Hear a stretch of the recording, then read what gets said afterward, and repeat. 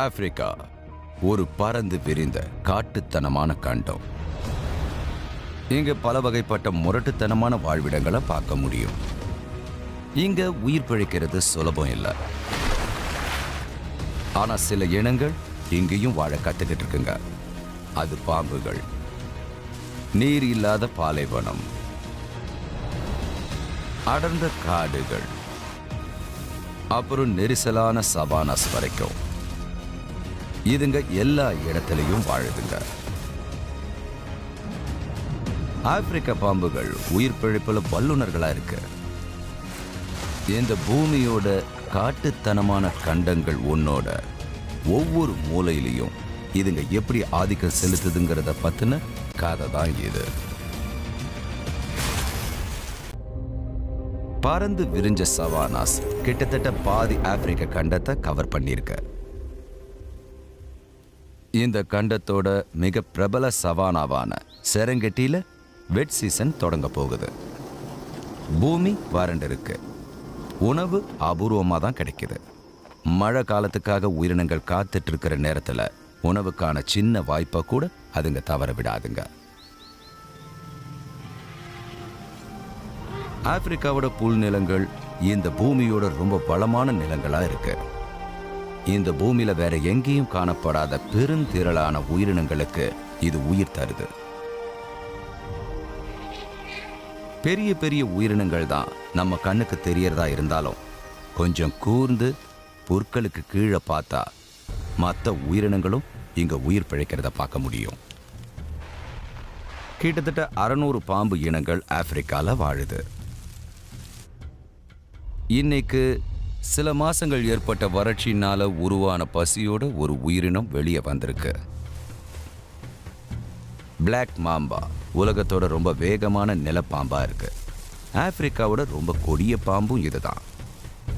மனிதன் ஓடக்கூடியதை விட வேகமா நகரக்கூடிய இந்த பாம்பு உணவை தேடி போகுது. இதுக்கு அச்சுறுத்தலா இருக்கிற ஒரு விஷயம், இதோட வாழ்விடத்துல வாழற விலங்குகளோட குழம்புகள் மட்டும்தான். மிதிப்படுறதை தவிர்க்கிறதுக்காக தன்னோட தலையை தூக்கி புற்களுக்கு நடுவில் அது நகர்ந்து போகுது. யாராவது இதை நெருங்கினா அவங்க எச்சரிக்கப்படுவாங்க.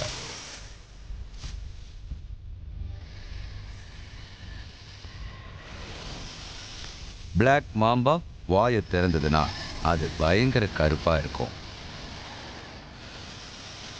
அது மற்ற உயிரினங்களை கிட்ட வராம இருக்க கொடுக்கிற எச்சரிக்கை அறிகுறி. இது ஒரு அச்சுறுத்தலான தோற்றமா இருந்தாலும் ஒரு இரையை பார்த்த உடனே அது தன்னை மறைச்சிக்கிறது ரொம்ப முக்கியம்.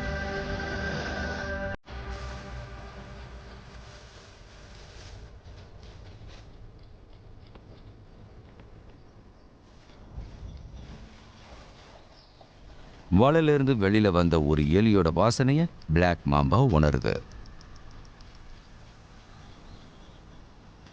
ஓப்பன் சவானால ஒளிய இடம் இல்லாததுனால இரையோட கண்ணுக்கு தட்டுப்படாம இருக்கிற வழியை அது கண்டுபிடிக்கணும்.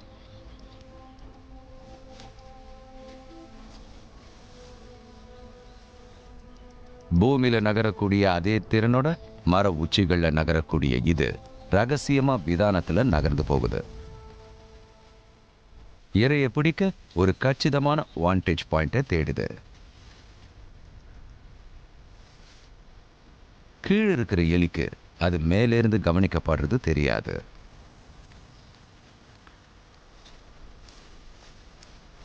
அதனால பாம்பு கொஞ்சம் கொஞ்சமா அதை நெருங்குது.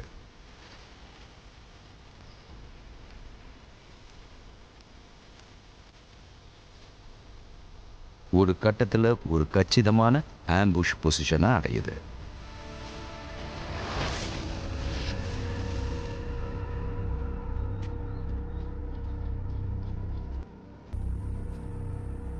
அதுக்கு தேவைப்படுறதெல்லாம் ஒரே ஒரு ப்ளோ தான்.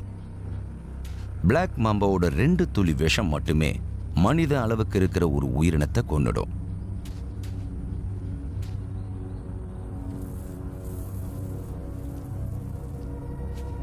இந்த எலி உடனடியா இறந்துரும். உடம்ப முடமாக்கக்கூடிய விஷம் பாதிப்பை ஏற்படுத்துறதுக்காக பாம்பு காத்திருக்கும்.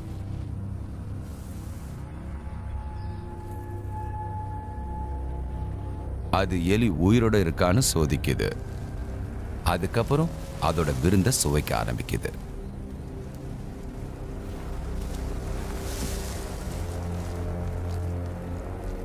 ஃபர்ரோட கிரெயின் பக்கமே எலிய முழுங்கிறதுனால எந்த பிரச்சனையும் இல்லாம உணவு உள்ள போகுது. உணவு முழுங்கப்படுறதுக்கு முன்னாடியே செரிமானம் ஆரம்பிக்குது.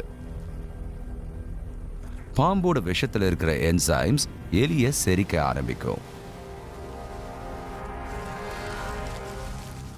மதிய உணவுக்கு அப்புறம் பிளாக் மாம்பா ஓய்வெடுக்க ஒரு இடத்தை கண்டுபிடிக்குது.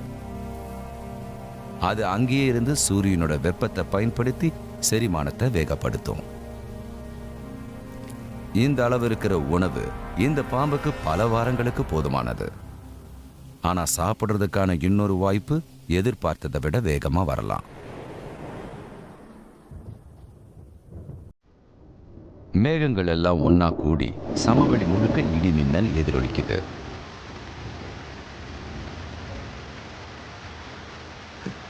இது பருவமழை காலம் வந்ததுக்கான அறிகுறி.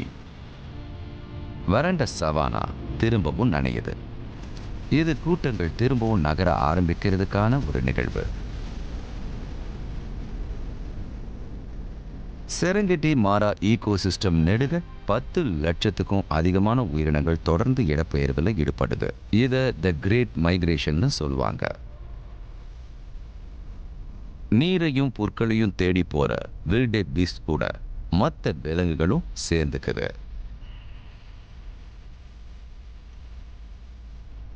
இது அளவில்லாம உணவு கிடைக்கிற காலம்.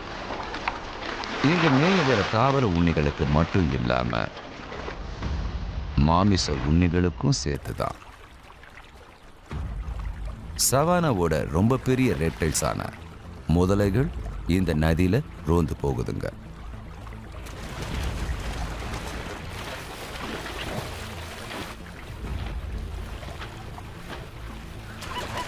மந்தைகள் கடக்கும் போது முதலைகள் தாக்குதல ஆரம்பிக்குதுங்க.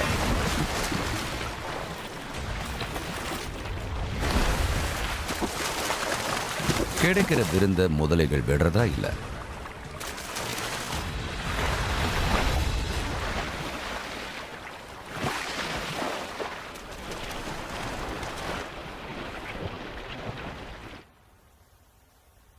ஆனா இறந்து போற ஒவ்வொரு உயிருக்கும் பதிலா இன்னும் பல உயிர்கள் உதிக்குது.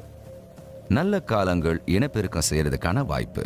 அதனால வாழ்க்கையோட சுழற்சி தக்க வைக்கப்படுது. ஆனா கூடவே குட்டிகள் இருக்கிறதுனால பெற்றோர்கள் எச்சரிக்கையா இருந்தாகணும். முதலைகள் கிட்ட இருந்து மட்டும் இல்ல, புற்களுக்கு நடுல 7 மீட்டர் இருக்கிற ஆப்பிரிக்கன் ராக் பைத்தன் நண்பகல் சூரிய ஒளியிலிருந்து எழுந்துக்குது. சமீபத்தில் இனக்கலவையில் ஈடுபட்ட இதோட உடம்புல முட்டைகள் இருக்கு. கடைசியா ஒரு முறை ஃபீட் பண்ணதும் அதோட மெட்டர்னல் நெஸ்டுக்கு திரும்பிடும். ஆப்பிரிக்கன் ராக் பைத்தன்ஸ் இந்த கண்டத்தோட ரொம்ப பெரிய பாம்புகளா இருக்கு. கிட்டத்தட்ட 90 கிலோ இருக்கக்கூடிய இதோட பசியும் கோர பசியா இருக்கும். வயிறை நிரப்பிக்க பெரிய உணவா இதுக்கு தேவைப்படுது. நாக்க பயன்படுத்தி இந்த மலைப்பாம்பு காத்துல உணவோட வாசத்தை உணருது. பக்கத்துல இருக்கிற ஒரு நீர்க்குட்டையில இம்பாலா அப்புறம் கசல் பெற்றோர்கள் குட்டியை சூப்பர்வைஸ் பண்ணிக்கிட்டு இருக்குங்க. இந்த குழுல இருக்கிற குட்டிகள் அதுக்கு கச்சிதமான உணவா இருக்கு. அளவுல பெருசா இருக்கிற இதால எப்படி ரகசியமா அதை நெருங்க முடியும்? அதுக்கு சதுப்பு நிலம் ஒரு கச்சிதமான மறைவிடமா இருக்கு.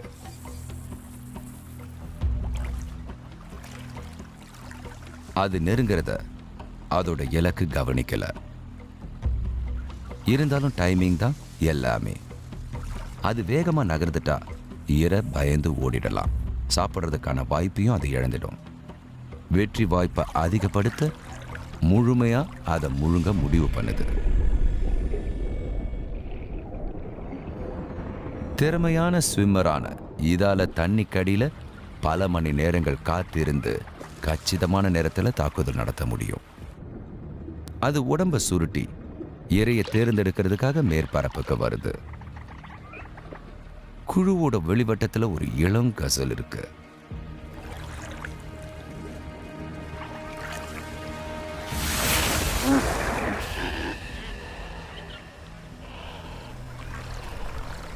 வெறும் சில நொடிகள்ல அந்த குட்டி மலைப்பாம்போட சுருள்ல மாட்டிக்குது. நம்ப முடியாத விதமா அது தலையை விட 3 மடங்கு பெருசா இருக்கிற இரைய அதால முழுங்க முடியும். இது கொஞ்சம் கொஞ்சமா கசலை உணவாக்கிக்குது. பின்புறமா வளைஞ்சிருக்கிற நூத்துக்கணக்கான பற்களை பயன்படுத்தி அது உணவை வயிற்றுக்குள்ள தள்ளுது. குழம்புகள், கொம்புகள்னு இரைய முழுமையா செரிக்க அதுக்கு பல வாரங்கள் ஆகும். ஆனா குட்டி போட போற இதுக்கு நேரம் கச்சிதமா இருக்கு.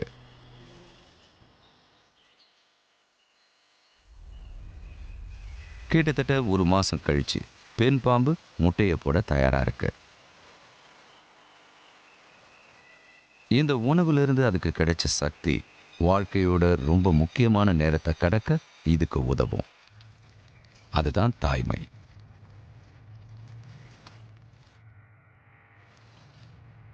அது வளைய ரொம்ப கவனமா தேர்ந்தெடுத்திருக்கு. இது இங்க முட்டையை இடுறது மட்டும் இல்லாம அதை அடைக்காக்கவும் தாங்கும். முட்டை பொரிஞ்சதுக்கு அப்புறம் குட்டிகளையும் வளர்க்கும்.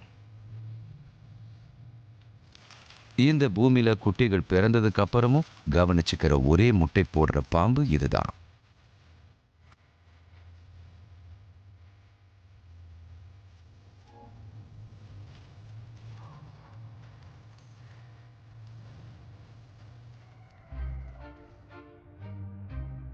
பாம்பு குட்டிகளோட வாழ்க்கையில முதல் 2 வாரங்கள் அதுங்களை கதகதப்பா வச்சுக்க பெண் பாம்பு கூடவே இருக்கும்.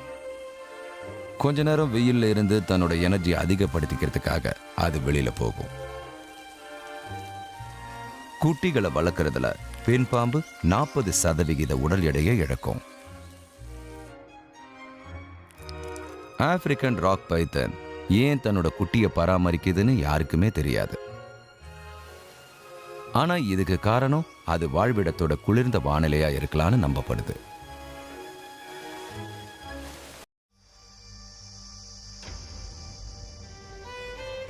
ஆப்பிரிக்காவோட ரொம்ப பெரிய சவானாஸ் இந்த பூமியோட ரொம்ப மோசமான பாலைவனங்கள்ல ஒண்ணா இருக்கு.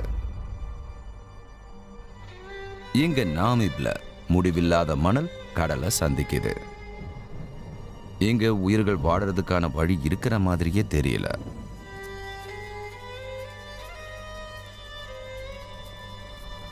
இருந்தாலும் சில உயிரினங்கள் இங்க உயிர் பிழைக்கிறதுக்கு புத்திசாலித்தனமான வழிகளை கண்டுபிடிச்சிருக்கு. நாமிப்ல சர்ஃபேஸ் வாட்டர் இல்ல. கடல்ல இருந்து வர ஃபாக் கண்டென்சேஷன் காரணமா நீர்த்துளிகளை உண்டாக்குது. இது பால்மாட்டோ கெக்கோவுக்கு தேவையான ஹைட்ரேஷனை தருது. சுட்டெரிக்கிற வெயில்ல இது கெக்கோவுக்கு 200 நாள் உயிர் பிழைக்கிறதுக்கான நீரை தருது. ஆனா இங்க அச்சுறுத்தல் மேலே இருந்து மட்டும் வர்றது இல்ல.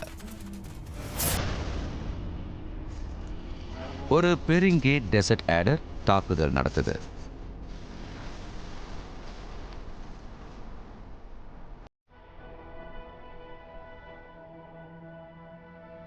ஆடருக்கு தேவையான நீர் கிடைக்கிறதுக்கு ஒரே வழி இறைதான். உயிர் பிழைக்க அதுக்கு நிறைய இரை தேவை.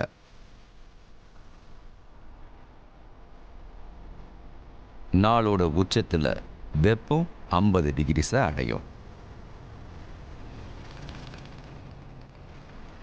சூடான மணலால தீக்கப்படுறதை தவிர்க்க ஆடர் ஒரு தனித்துவமான வழியை பயன்படுத்துது. அது மணலோட மேடுகளை தள்ளி ஒரு பக்கவாட்டு மோஷன்ல நகருது. அதனால எந்த ஒரு நொடியிலையும் ஆடரோட உடல்ல 2 புள்ளிகள் மட்டுமே தரையை தொட்டு இருக்கும். இதனால சர்ஃபேஸ் கான்டாக்டுக்கான அளவு குறையுது.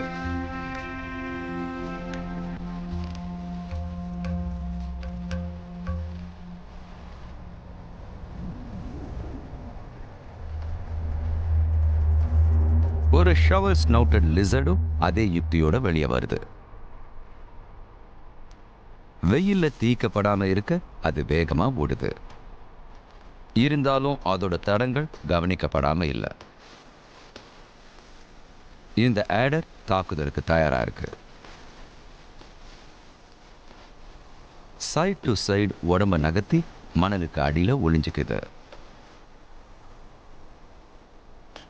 இதனால ஒரே ஒரு கண் மட்டும் நோட்டம் விட தயாரா இருக்கு.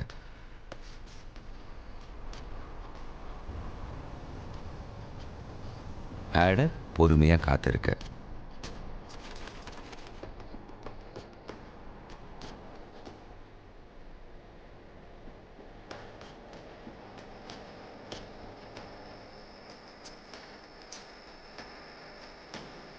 அது லிசர்டோட அதிர்வுகளை உணர்ந்த உடனே தாக்குதலை தொடங்குது.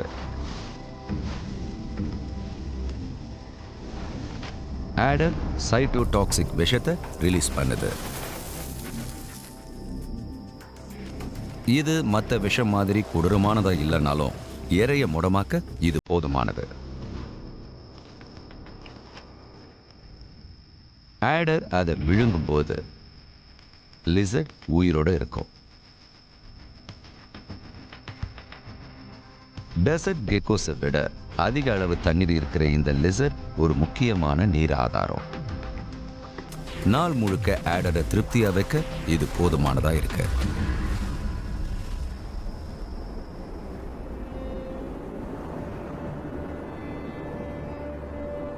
ஆப்பிரிக்க பாம்புகள் உயிர் வாழ அடாப்ட் ஆகி இருக்கிற ஒரே கடுமையான இடம் நாமிப் மட்டுமே இல்லை.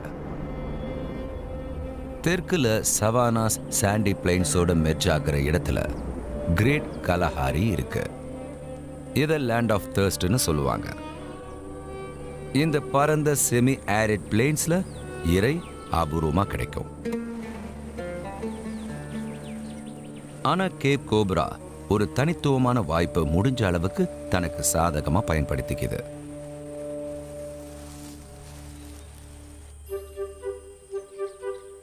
பாலைவன மரங்கள்ல சோஷியபிள் வீவர் பறவைகள் ரொம்ப பெரிய கூடுகளை கட்டும். இவ்வளவு பெரிய கட்டுமானத்தோட சாதகமான விஷயம் என்னன்னா, அது பறவைகளை பாலைவனத்திலிருந்து பாதுகாக்கும். இந்த நெஸ்டிங் கோப்ராவுக்கும் ஒரு சாதகத்தை தருது. இது பாம்புக்கு ஒரு பஃபே விருந்தா இருக்கு. ஆனா ஏதாவது ஒரு விஷயம் அளவில்லாம கிடைக்கும் போது அதுல பிரச்சனையும் இருக்கும். இந்த சமவெளிகள்ல பல வகையான உயிர்கள் வாழுது. ஒரு கோப்ரா அதோட தினசரி பயணத்துல இதுங்களை சந்திக்க வேண்டியிருக்கு.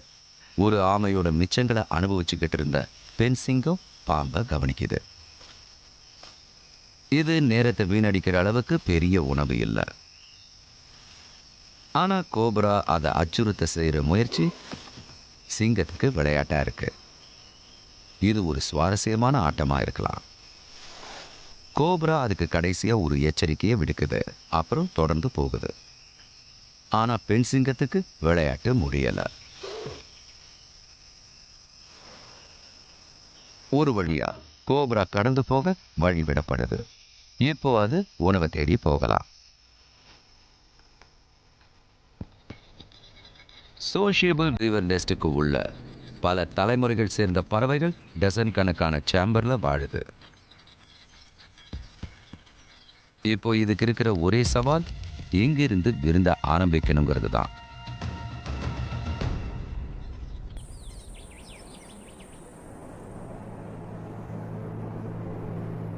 ஆப்பிரிக்காவோட பெரும்பாலான பகுதிகள் அகலமான திறந்த வெளிகளை கொண்டிருந்தாலும் கண்டத்தோட மையத்தில் இருக்கிற ஒரு வாழ்விடம் இதிலிருந்து கொஞ்சம் வேறுபட்டு இருக்கு. காங்கோ பேசின் கிட்டத்தட்ட அலாஸ்கா அளவுக்கு இருக்கிற பகுதியை கவர் பண்ணுது. இங்க தான் பிரபலமான காங்கோ நதி ட்ரெயின் ஆகுது. இது இந்த பூமியோட 2வது ரொம்ப பெரிய வெப்பமண்டல காட்டுக்கு உயிர் தருது. இந்த வளமான வாழ்விடத்துல உணவு ஆதாரங்களுக்கு பஞ்சமே இல்லை. ஆனா பெரிய புதையல்களோட சேர்ந்து பெரிய கூட்டங்களும் வருது. ஒவ்வொரு நாளும் உணவுக்கும் புகலிடத்துக்கும் போட்டி மூர்க்கமா இருக்கும். புத்திசாலித்தனமான அடாப்டேஷன்ஸ் இருக்கிறவங்க தான் இங்க முன்னேற முடியும். கபூன் வைப்பர் ஆப்பிரிக்காவோட ரொம்ப பெரிய விஷ வைப்பரா இருக்கு. கிட்டத்தட்ட 20 கிலோ எடையும் 6 அடி நீளமும் இருக்கிற இது வலிமையான ஒரு சக்தியா இருக்கு. ஆனா அளவு மட்டுமே வைப்பரை டாப் பிரெடேட்டரா ஆக்குறது இல்ல. இதோட கொம்புகள் இதுக்கு அசாதாரணமான சென்சரி திறன்களை தருது. இந்த கொம்புகளால காத்துலையும் தரையிலையும் ஏற்படக்கூடிய ரசாயன அறிகுறிகளையும் அதிர்வுகளையும் உணர முடியும்னு விஞ்ஞானிகள் நம்புறாங்க. இந்த நெரிசலான காட்டுல இது உணவை கண்டுபிடிக்க வைப்பருக்கு உதவுது.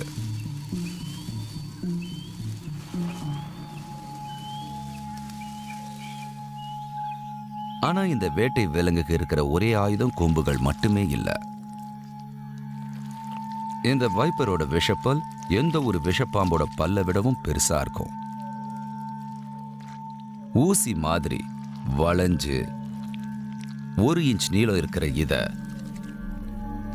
ஒரே நொடியில டிப்ளாய் பண்ண முடியும். இதுக்கு பயங்கரமான திறன்கள் இருந்தாலும் கபூன் வைப்பருக்கு உணவை துரத்தி பிடிக்கிறதுன்றது கஷ்டம்தான். மெதுவா நகரக்கூடிய உடம்பால மறைஞ்சிருந்து தாக்குறது தான் இதோட யுக்தியா இருக்கு. பேட்டர்ன் ஸ்கேல்ஸ் கச்சிதமான உருமறைப்பை தருது. இது வைப்பர் காட்டு தரையில மறைஞ்சு போக உதவி செய்யுது.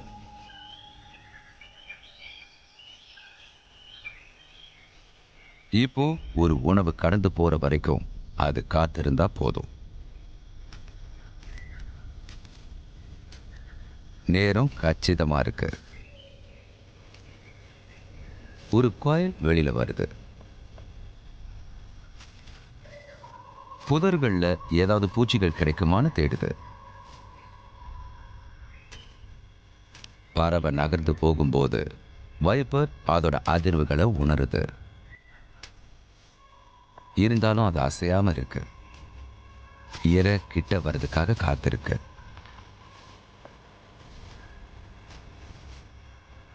அதோட அதிநுட்பமான கொம்புகள் அப்புறம் கூர்மையான கண் பார்வை காரணமா வைப்பர் அதோட தாக்குதலுக்கு திட்டம் போட தேவையான எல்லா தகவல்களும் அதுக்கு கிடைக்குது.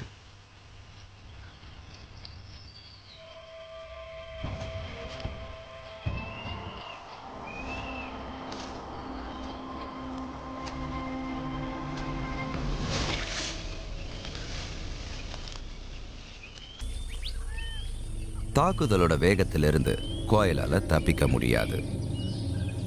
உடனடியா வைப்பர் அதோட பெரிய பற்களை புதைச்சு இரையோட உடம்புக்குள்ள விஷத்தை பாய்ச்சுது. இது இரத்த அணுக்களையும் திசுக்களையும் அழிக்கக்கூடிய ஒரு கொடூரமான கலவை. பறவைய அதோட சிறகுகளோட முழுங்குறது பெரிய வேலை.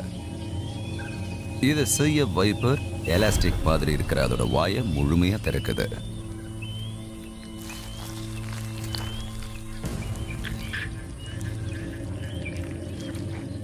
வைப்பர் தொண்டை வழியா பறவையை உள்ள தள்ளும் போது அதோட கிளாட்டிஸ் வெளிப்புறமா தள்ளப்படுது.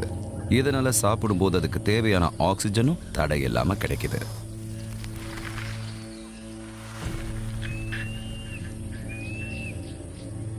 செரிமானத்துக்கு உதவி செய்ய வைப்பர் ஓய்வெடுக்க ஒரு இடத்தை கண்டுபிடிக்கணும்.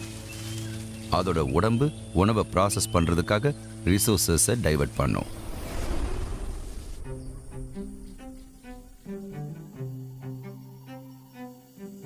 காங்கோ காடுகள்ல ஆப்பிரிக்கால வேற எங்கேயும் பார்க்கறத விட அதிக அளவுல உயிரினங்களை பார்க்க முடியும்.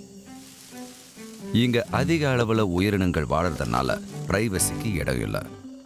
ஒவ்வொன்றும் ஒவ்வொன்றுத்த கவனிச்சுக்கிட்டே இருக்கும். பிடிக்காத ஏதாவது ஒரு விஷயத்தை பார்த்தா எச்சரிக்கை ஒளியை எழுப்ப தயாரா இருக்கும்.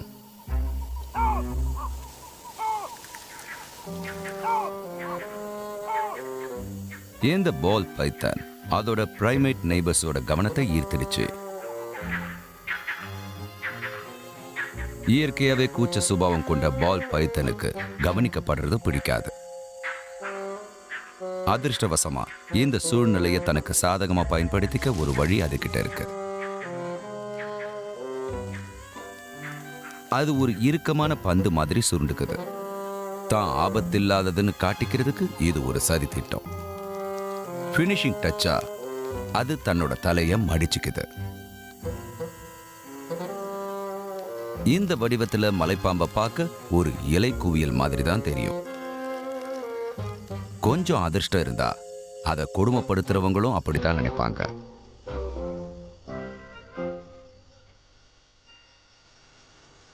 தற்காலிக வேஷம் பால் பைத்தனுக்கு சாதகமா அமைஞ்சாலும் இன்னொரு காட்டு பாம்பு நிரந்தர வேஷத்தோட இருக்கு.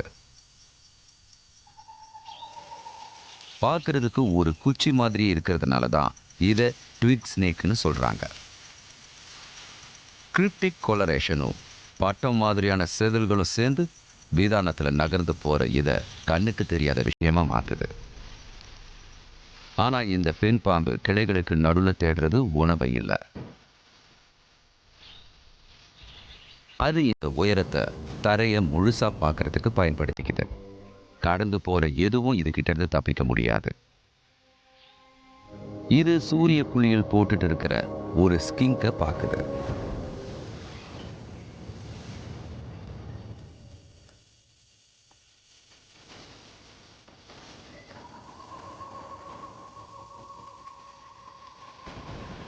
இதோட நேரம் ஓரளவுக்கு உருமறைப்ப தந்தாலும் அது இறைய நெருங்கும் போது பார்க்கப்படாம இருக்க இன்னொரு யுக்தியையும் பயன்படுத்துது. அது இலக்க நெருங்கும் போது காத்துல ஆடுற குச்சி மாதிரி மென்மையா ஆடுது.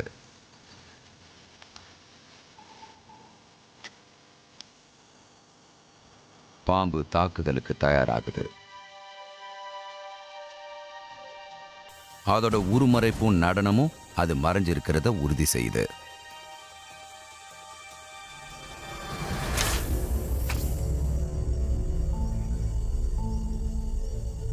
ஒரே ஒரு கொத்துல ஹீமோடாக்சிக் விஷத்தை வெளிப்படுத்தி ஸ்கிங்கோட உயிரை முடிவுக்கு கொண்டு வருது.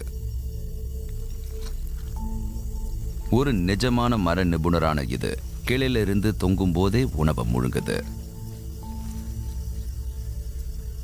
எல்லாம் முடிஞ்சதுக்கு அப்புறம் சம்பவ இடத்தை விட்டு அமைதியா கிளம்புது.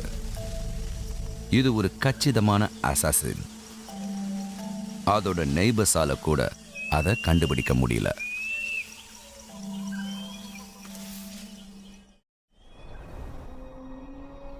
ஒரு நெரிசலான வாழ்விடத்தில் இருக்கும்போது கிடைக்கிற எந்த சந்தர்ப்பத்தையும் விடக்கூடாது. பக்கத்தில் இருக்கிற யுகாண்டால காடுகள் வெறும் 20% நிலப்பரப்பை தான் கவர் பண்ணியிருக்கு. சின்ன சின்ன காட்டு பகுதிகளில் போட்டி அளவுக்கு அதிகமாக இருக்கும். உணவை வேட்டையாடுறதை பொறுத்த வரைக்கும் இருக்கிற எல்லா வித்தைகளையும் பயன்படுத்துறது முக்கியம்.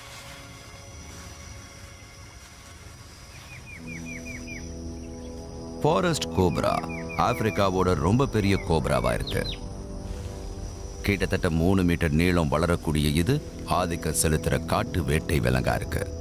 அதோட பாதையை கடந்து போற பல்லிகள், பறவைகள், அப்புறம் பாலூட்டிகளை அது கபலீகரம் பண்ணும். ஆனா இன்னைக்கு ஏதோ ஒரு புது விஷயம் இந்த பெண் பாம்போட கவனத்தை ஈர்த்திருக்கு. அது கீழே இருக்கிற ஒரு நீரோடையில ஏற்பட்ட அசைவு. வருஷத்தோட பெரும்பாலான நேரங்கள் காடு உலர்ந்திருக்கும். இதுக்கு தரையில வேட்டையாடி தான் பழக்கம். ஆனா உணவுக்காக அது எதை வேணாலும் செய்யும். கோப்ரா தன்னோட உணவை நோட்டம் விடுது. ஒரு கேட்ஃபிஷோட கூட்டம். ஆனா மீன் பிடிக்கிறதுல இது தேர்ச்சி பெற்றது இல்லை.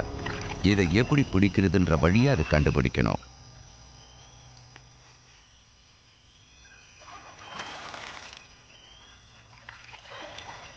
அது குளத்தை நோட்டம் விட்டு இலக்க குறி வைக்குது. ஆனா இலக்கு வழவழன்னு இருக்கும்போது அதை பிடிக்கிறது சுலபம் இல்லை. அது தலையை தண்ணியில முக்கி ஏதாவது கெமிக்கல் கியூஸ் அகப்படுதான்னு பார்க்குது.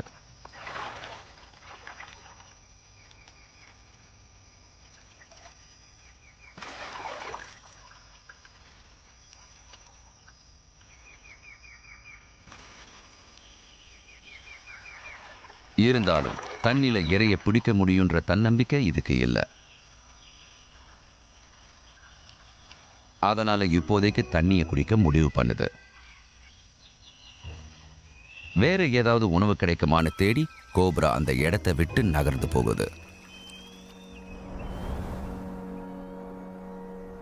ஆப்பிரிக்கால உயிர் பிழைக்க நிலப்பரப்பு வழங்குற வளத்தை சாதகமா பயன்படுத்திக்க தெரியணும். கிழக்கோட பரந்த சவானாஸ்ல பருவ மழைக்காலம் கடந்து போயிடுச்சு. பூமி திரும்பவும் வறண்டு போயிடுச்சு. ஆனா விலங்குகளுக்கு இந்த நிலைமை ரொம்ப நாள் நீடிக்காதுங்கிறது தெரியும். 2வது மழைக்காலம் வந்துகிட்டு இருக்கு.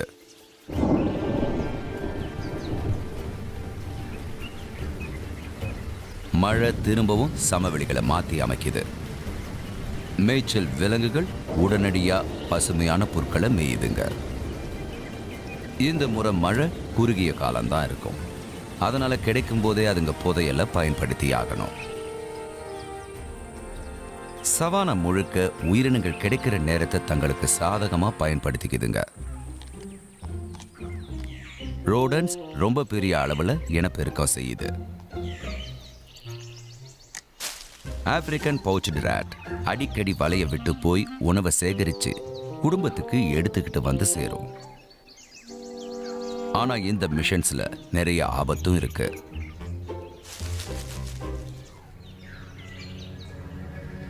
ஒரு ஹண்டர் இதை கவனிச்சுக்கிட்டு இருக்கு. இறை பக்கத்துல வர்றதுக்காக காத்துக்கிட்டு இருக்கு. பஃப் ஆடர் ஆப்பிரிக்காவோட ரொம்ப சக்தி வாய்ந்த ஆம்புஷ் பிரெடேட்டர்ஸ்ல ஒன்னா இருக்கு. இதோட செதில்கள் அபாரமான உருமறைப்பை தருது. கொஞ்சம் கூட எதிர்பார்க்காம இறைய வேட்டையாடுறதுக்கு இது உதவுது. ஆனா இது உருமறைப்புக்காக மட்டுமே பேர் போனது இல்லை.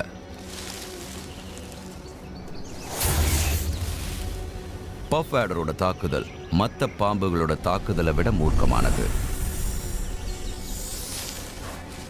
அதுக்காக இது பயன்படுத்துகிற விஷப்பற்கள் வாயில மடிச்சு வைக்கப்பட வேண்டிய அளவுக்கு நீளமானது. விஷப்பல்லுல சேமிச்சு வைக்கப்பட்டிருக்கிற சக்தி அதை ஒரு ஸ்பிரிங் மாதிரி பாய வைக்குது. இதனால வெறும் 1/4 வினாடி நேரத்துல அதால மரணத்தை விளைவிக்கக்கூடிய தாக்கத்தை உருவாக்க முடியும். எலி அதோட தினசரி வேலையை தொடரும் போது ஆடர் அதோட வாசத்தை மோகம் பிடிக்குது. ஒரு கச்சிதமான ஆம்புஷ் பொசிஷனை கண்டுபிடிக்காம உடனடியாக அதை தாக்க போகுது.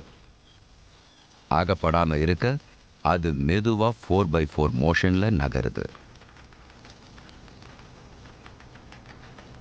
ஸ்கூட்ஸ்னு சொல்லப்படுற பெரிய பெல்லி ஸ்கேல்ஸை பயன்படுத்தி அது கொஞ்சம் கொஞ்சமா அமைதியாகவும் ரகசியமாகவும் நகர்ந்து போகுது.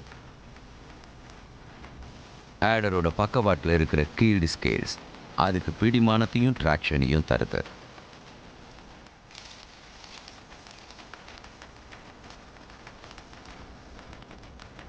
எலி பக்கத்தில் இருக்கிறத ஆடர் உணர்ந்ததும் பொசிஷனுக்கு போகுது.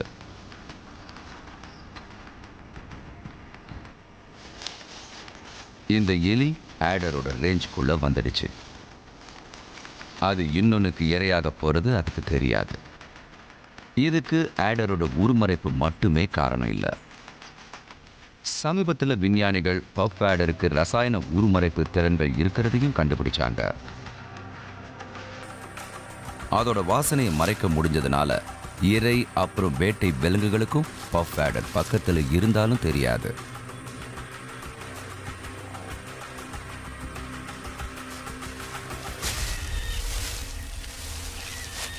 ஆடர் அதோட ராட்சச விஷப்பல்ல திறந்து திசுக்களை அழிக்கிற விஷத்தை எலிக்குள்ள பாய்ச்சிடுச்சு. விஷம் அதோட வேலையை பார்க்கும்போது ஆடர் பொறுமையா காத்திருக்கு. எலியால அசைய முடியாதுங்கிறத உறுதி செஞ்சுக்கிட்டதுக்கு அப்புறம் அது அதை நெருங்குது.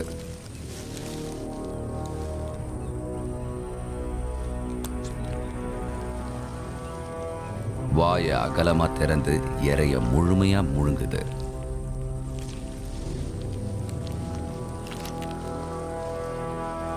அளவில்லாத இறைகள் கிடைக்கிற இந்த 2வது முறை பஃப் ஆடர் திருப்தியா சாப்பிடுறத கெமிக்கல் கிளாக்கிங் உறுதி செய்யுது.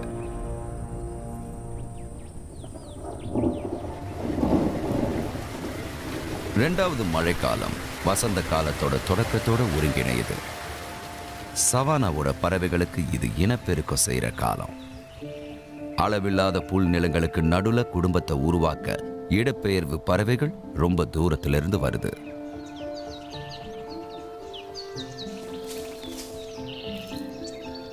இந்த இடத்துல வாழற ஸ்பாட்டட் திக்னி பூமியில கூடுகளை கட்டும். ஆனா அதுங்க எப்பவும் எச்சரிக்கையோடவே இருக்கணும்.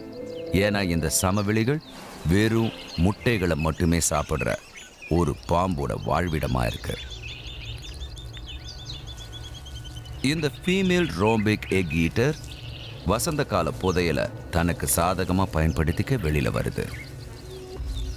வறட்சி காலத்துல அதால போதுமான அளவுக்கு சாப்பிட முடியல. அதனால இப்போ பசியோட இருக்கு.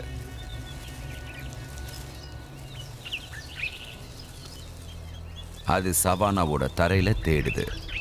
அதுக்கு அதிர்ஷ்டம் இருக்கு. யாரும் இல்லாத ஒரு ஸ்பாட்டட் திக்னியோட கூடு.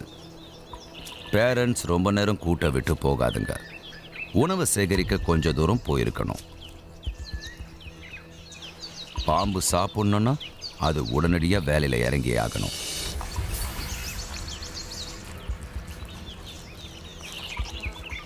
அது முட்டையை பிடிச்சதும் அதோட தோல் அதை எடுக்க இறுக்கமாகுது. அதோட தொண்டில் இருக்கிற சின்ன மேடுகள் வழுக்கக்கூடிய ஷெல்ல பிடிக்குது. முழுங்கப்பட்ட உடனே அது முட்டையை ஏசோஃபேகஸ்ல வச்சுக்கும். இது சின்ன சின்ன வெர்டிகல் ஸ்பைக்ஸால உடைக்கப்படும். ஓடு ஊடுருவப்பட்டு நசுக்கப்படும் போது உள்ள இருக்கிற உணவு அதோட வயித்தை நிரப்புது. எல்லாத்தையும் குடிச்சதுக்கு அப்புறம் முட்டையோட ஓட வெளியே தள்ளுது. கொஞ்சம் கூட போஷாக்கு இல்லாத ஒரு விஷயத்தை பல வாரங்களுக்கு செரிமானம் பண்றதுல எந்த பிரயோஜனமும் இல்லை. அது மட்டும் இல்லாம அளவில்லாம இறை கிடைக்கிற இந்த நேரத்துல வயிற்றுக்குள்ள முடிஞ்ச அளவுக்கு இடம் இருக்கிறது முக்கியம். அப்பதான் கிடைக்கிற முட்டையையும் சாப்பிட முடியும்.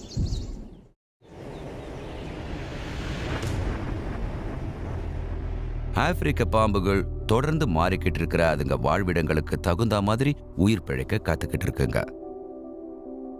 பரந்த சவானாஸுக்கும் நெரிசலான காடுகளுக்கும் நடுல அதிதீவிர அடாப்டேஷன்ஸுக்கு உள்ளான சில பாம்புகள் இங்க வாழுது. கிரேட் டிராக்கன்ஸ்பர்க் மலைத்தொடர் கிட்டத்தட்ட 1000 கிலோமீட்டர் தூரத்துக்கு நீண்டிருக்கு. இது ஆப்பிரிக்காவோட தென்கிழக்கு கரைக்கு பேரலா இருக்கு. இந்த உயரமான மலைகளுக்கு கீழே பாம்புகளை சாப்பிடுறதுல நிபுணத்துவம் கொண்ட ஒரு பறவை வாழுது. அதுதான் செக்ரட்டரி பேர்ட்.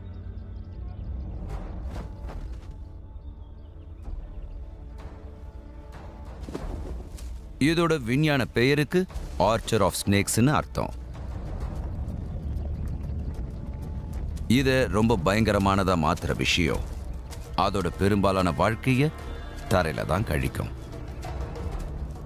காலால வேட்டையாடுற இது சமவெளியில உணவு கிடைக்குதான்னு தேடுது. கண்ணில் பாம்பு படலைன்னா கூட பரவாயில்ல, ஒரு பல்லியோ இல்ல வெட்டுக்கிளியோ இதுக்கு போதுமானது. செக்ரட்டரி பேர்ட் உணவை பார்த்துட்டா அதோட இரை கொடூரமான ஒரு மரணத்தை சந்திக்கும். அதோட பெரிய கால்களை பயன்படுத்தி இந்த பறவை இரையை மிதிக்கும். அதுக்கப்புறம் அதை சாப்பிடும். அதோட உதை அனிமல் கிங்டம்ல ரொம்ப சக்தி வாய்ந்த உதைகள்ல ஒண்ணு. அதோட உடல் எடையை விட 5 மடங்கு வலிமையா உதைக்கும். கிட்டத்தட்ட 1.5 மீட்டர் உயரம் வளரக்கூடிய இந்த பறவையால இளம் சிறுத்தைகள் அப்புறம் கசல்ஸோட கூட மோத முடியும். அதனால ஒரு செக்ரட்டரி பேர்ட் கிட்ட இருந்து ஒரு பாம்பால தப்பிக்க முடியணும்னா அது பயங்கர திறமசாலியா இருந்தாதான் முடியும்.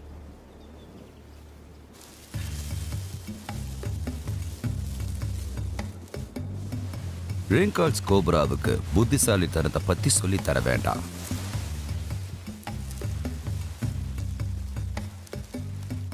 ரிங்கால்ஸோட முதல் தற்காப்பா இருக்கிறது உடம்ப மூடமாக்குற திசுவை அழிக்கிற விஷத்தோட ஒரு கலவை தான். ஆனா செக்ரட்டரி பேர்ட் மாதிரி ஒரு பெரிய இரையை எதிர்கொள்ளும் போது அதை கடிக்கிறது ரொம்ப ஆபத்தானது. அதுக்கு நேரம் வேணும். ஆனா கொடூரமா தாக்கப்படும் போது நிச்சயம் நேரம் கிடைக்காது.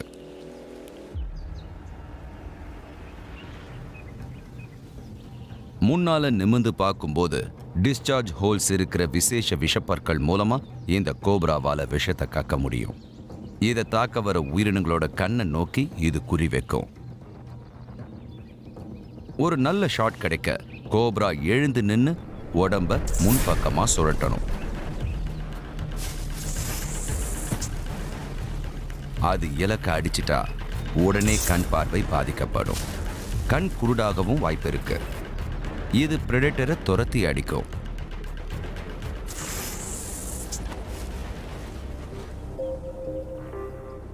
ஆனா துரதிருஷ்டவசமா ரிங்கால்ஸோட குறி துல்லியமா இருக்காது.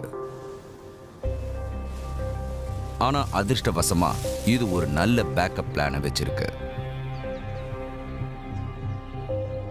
கோப்ரா கொஞ்சம் கொஞ்சமா தளர்ந்து கீழே படுத்து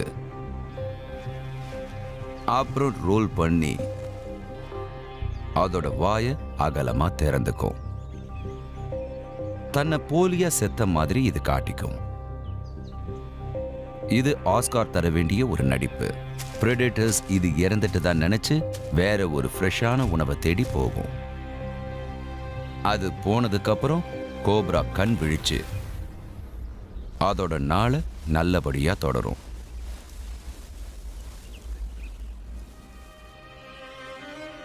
ரிங்கால்ஸ் கோப்ரா தற்காப்புக்கு ஒரு மாற்று வழியை யோசிச்சு வெற்றி அடைஞ்சிருக்கிற நேரத்துல அதோட நெருக்கமான உறவினர்கள்ல ஒண்ணு விஷத்தை கக்கிறத ஒரு புத்தம்புது லெவலுக்கு கொண்டு போயிருக்கு. வடக்குல இருக்கிற மொசாம்பிக்ல காடுகள் பாதி லேண்ட் மாஸை மறைச்சிருக்கு. இங்க ரொம்ப துல்லியமா குறி வைக்கக்கூடிய ஒரு பாம்பு வாழ்ந்துகிட்டு இருக்கு. அதுதான் மொசாம்பிக் ஸ்பிட்டிங் கோப்ரா.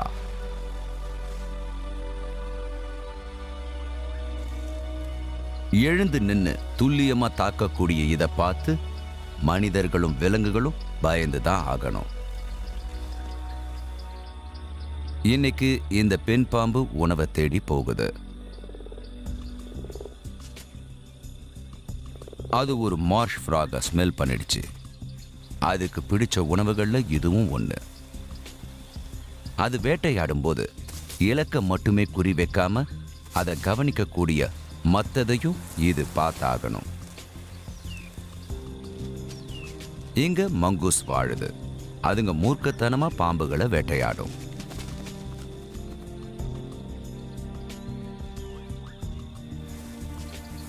கோப்ரா அதோட இலக்க நெருங்குது. இதை பிடிக்கிறது அவ்வளவு சுலபம் இல்லை.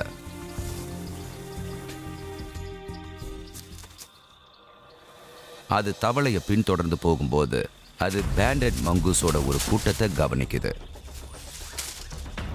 பசியோட இருக்கிற இந்த கூட்டத்துக்கு கோப்ரா ஒரு அற்புதமான உணவு. கூட்டம் சேர்ந்து இறைய சோர்வடைய செய்யறது தான் அதுங்களோட திட்டம்.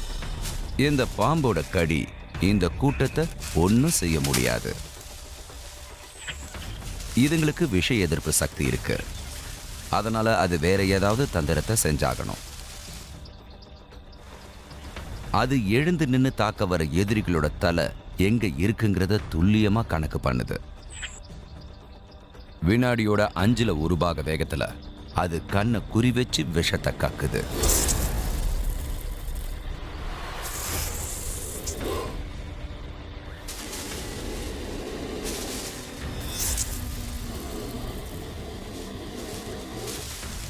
அதோட வெனம் ஹோல்ஸ் ரைட் ஆங்கிள்ஸ்ல இருக்கிறதுனால உடம்ப தூக்கி போட்டு தான் கக்கணுங்கிறது இல்லை. அது ஹாரிசான்டலா விஷத்தை கக்குது. தொடர்ச்சியா 40 முறை விஷத்தை பாய்ச்சக்கூடிய இது தாக்குதலை தொடருது. அதோட ஒரே குறிக்கோள் தன்னை கொடுமைப்படுத்துற குழுவை குருடாக்கணும்.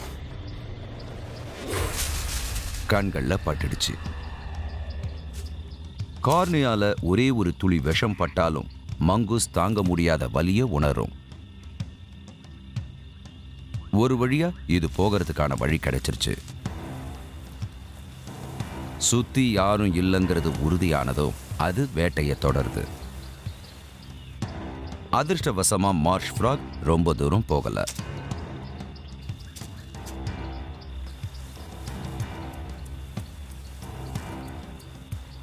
அதோட மிருதுவான செதில்கள் மூலமா அதால சத்தம் போடாம நெருங்க முடியும்.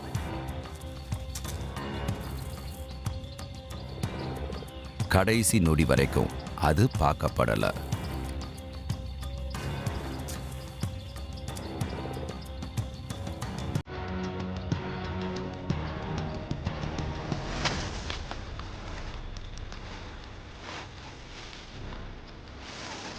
அது கடிக்கும் போது விஷப்பற்கள் இறைக்குள்ள இறங்குற மாதிரி சக்தி வாய்ந்த விஷத்தை விடுவிக்குது. விஷம் தன்னோட வேலையை செய்யறதுக்காக இது காத்துக்கிட்டு இருக்கு.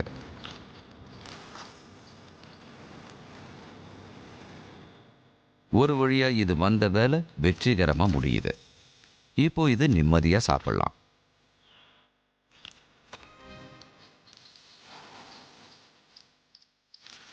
ஸ்பிட்டிங் கோப்ராஸ் பாதுகாப்புக்காக தான் முதல் முறையா இந்த மெக்கானிசமை பயன்படுத்த தொடங்கி இருக்கிறத ஆய்வுகள் வெளிப்படுத்துது.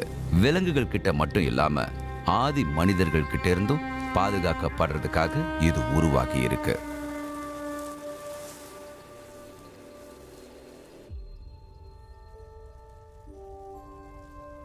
இன்னைக்கு மனிதனோட தாக்கம் பெரும்பாலான ஆப்பிரிக்க வன உயிர்களுக்கு அச்சுறுத்தலா இருந்தாலும் பாம்புகளுக்கு இந்த தற்காப்புகள் முக்கியமா தேவைப்படுது.